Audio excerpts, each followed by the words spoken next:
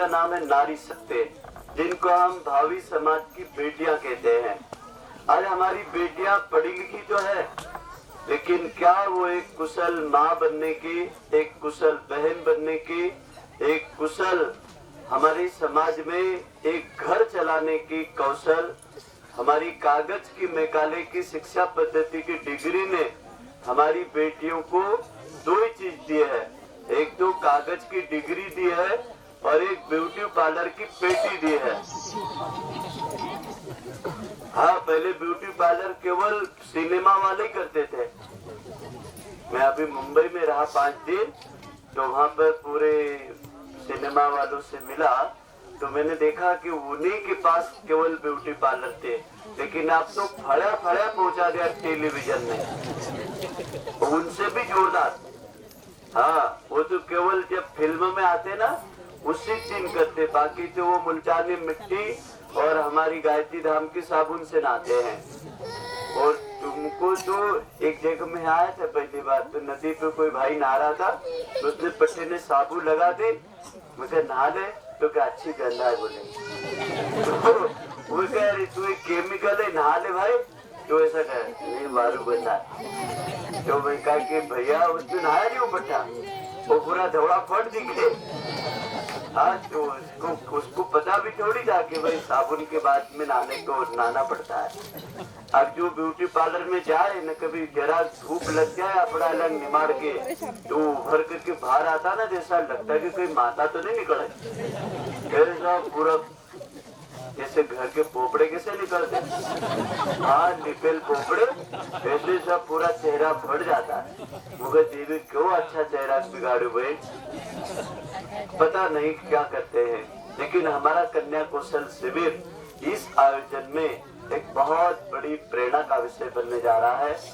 कन्या कौशल शिविर के माध्यम से अपना लक्ष्य रखा है कि कम से कम 600 बेटियां इस कन्या कौशल शिविर में भाग ले, तो एक गांव से केवल अपने को 25 करना है। एक गांव से कितनी? केवल 25 करना है। अभी हमारा ब्रह्मपुर आश्रम में 5000 कन्याओं का कन्या कौशल शिविर एक दिन में संपन्न हुआ और सारी बेटियां आई थे।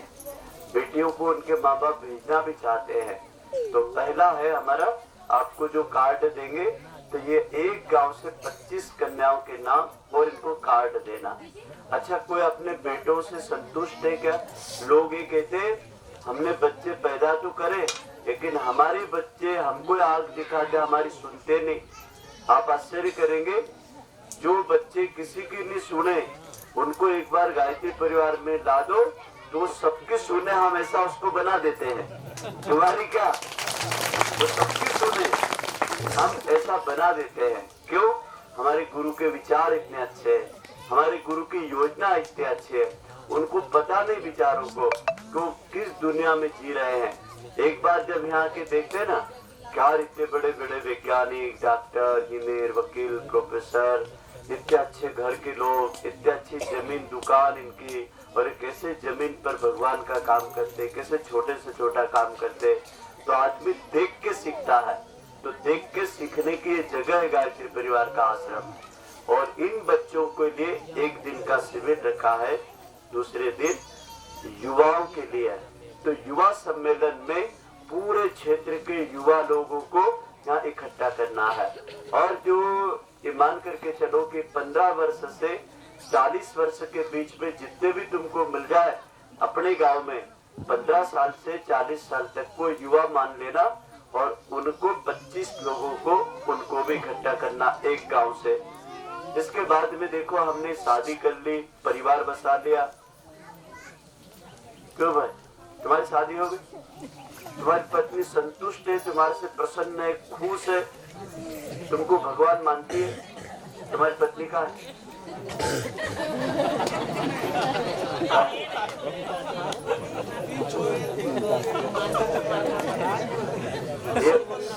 ये ओंकार भाई बोलता, अब इनका नाम ही ओंकार है, ये तो शिव ही है, तो इनकी घरवाली भी प्रसन्न है, ये भी प्रसन्न है। ऐसे कितने लोगों ने कहना चाहिए।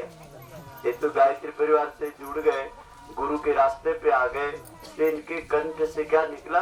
कि भाई मेरा परिवार संतुष्ट है। लेकिन जरा बाहर जाके देखो, रोज तलाक हो रहे हैं, आत्महत्याएं हो रही है, पति पत्नी एक दूसरे को छोड़ने को तैयार है, और लोग ये कहने को तैयार है कि शादी करके मैं पछता रहा हूँ। तो ये क्यों हो रहा है ऐसा? उनको पता नहीं कि सफल दाम्पत्य जीवन तो सुखी परिवार। और आप आश्चर्य करेंगे, जो जितना पढ़ा लिखा उतना परिवार से दुखे।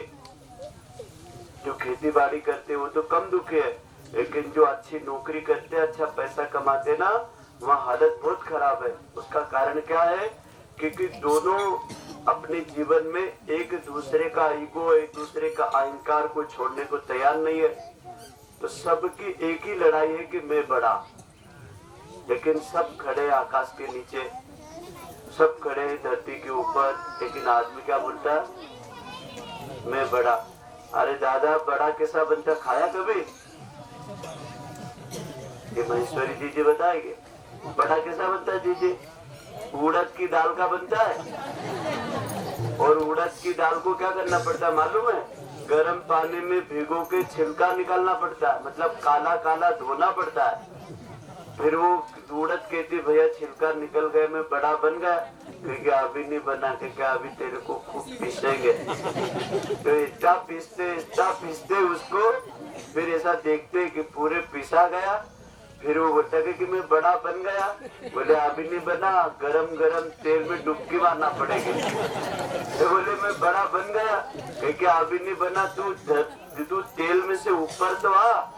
तो जैसे वो तेल में से ऊपर आता, बोलते मैं बड़ा, तो ठंडे पानी में डुबकी मार पहले। तो गरम गरम तेल में से बड़े को निकाला, कहाँ डाला? ठंडे पानी में डाला। फिर वो बोलता मैं बड़ा बन गया। बोले अभी नहीं बना, अभी तेरे पे दही चटनी डालेंगे, फिर अभी यानी किसी को खिलाएंगे। बाकी बड़ा बनता है तो ऐसा बनता है। तो सब लोग चाहते कि हम बड़े बने, तो बड़ा बनने का मैंने तरीका बताया। बड़ा कैसा बनना? पैरों से गर्म बनना, माथे से ठंडा बनना, और दही जैसे दिल में सबको जोड़ने का प्रेम रखना, और अपने अंदर की काली करोटी करतूतों को त्याग करके सफेद रहना। तो लोग तुमको बोलेंगे कि बड़ा आदमी है। अरे आदमी बड़ा बन रहा है। अरे दादा, बड़ा ऐसा नहीं बनता दादा, आदमी डंडी मार रहा है और बड़ा बन रहा है। हाँ, तो हमारा ऋषि कहता है कि बड़ा बनने के लिए आदमी को सबसे पहले अपने व्यक्तित्व को, अपने आचरण को, अपने जीवन को सुंदर बनाना है। तो लोगों को सुंदर बनाना कि नहीं बनाना? तो वो सुंदर बनाने की प्रयोगशाला का नाम है दंपत्ति शिविर। मतलब जिनके ब्याह हो गए ना, वो पति पत्नी को हम बहुत सुंदर बनाते हैं। कि अब तुम गृहस्थ जीवन में अपने बच्चों की, अपने परिवार की, अपनी नौकरी, खेती बाड़ी की परवरिश कैसे करोगे? कागज की डिग्री सबके पास हो सकती है, लेकिन घर चलाने की डिग्री तो शास्त्रों में लिखे हुए, लेकिन वो किसी स्कूल में पढ़ाए नहीं जाते हैं। स्कूल में तो जानकारियां दी जाती है, जीवन नहीं पढ़ाया जाता है। तो यहाँ पर हमारे मनीषीगण सिखाएंगे, और अंतिम दिन फिर महापूर्णाहुति में सबको दीक्षा मिलेगी, संस्कार मिलेंगे, यज्ञ की पूर्णाहुति होगी, और जो जो लोग इस यज्ञ में जुड़ेंगे उनका सम्मान समारोह होगा, और फिर इस यज्ञ की महाआरती होगी। तो ये आपको हम 25-25 की जिम्मेदारी दे रहे हैं कि आपके गांव से इतने लोग आ जाएंगे। आ जाएंगे? किसके गांव से नहीं आएंगे? आ जाएंगे दादा। हमा भाई, ये हमा भाई के गांव में मैं आज से 30 साल पहले गया था, जब मैं मिट्टी से चलता था। तो इनके गांव में मैं गया, तो जंगल में मैं कहा यहाँ यज्ञ करना है। तो ये आदमी ने कहा, एक और था नाहर सिंह भाई, मेरे को नाम तक याद है, नाहर सिंह भाई था। महाराज जी चिंता मत करना, अभी रोड का काम निकलेगा, बोले मनरेगा का। तो हम रोड पे 1 हफ्ता खंती खोदेंगे, हमको चावल मिलेगा, और 1 खंती का उस समय 20 रुपया फीट था, मेरे को आज भी याद है। उसका पैसा मिलेगा, पूरा गुरु जी के काम में लगा देंगे, लेकिन यज्ञ करेंगे। उस दिन रात को मैं केवल यही चिंता करता रहा, मगर गुरु जी आपने इतनी प्यारी योजना बनाई भगवान की, कि गरीब से गरीब आदमी भी आपका काम कर सकता है, यदि नियत है तो। क्यों भैया?